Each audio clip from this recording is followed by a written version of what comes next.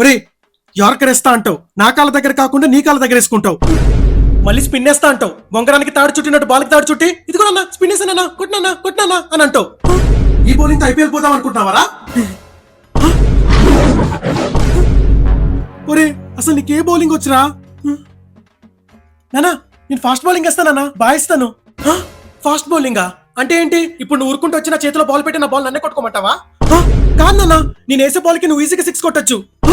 రే 6 కొట్టేలా ball వేస్తే నేను bowler కి ఎందుకు తీసుకుంటారు? ఉప్పు చెప్ప మొక్కమోడా.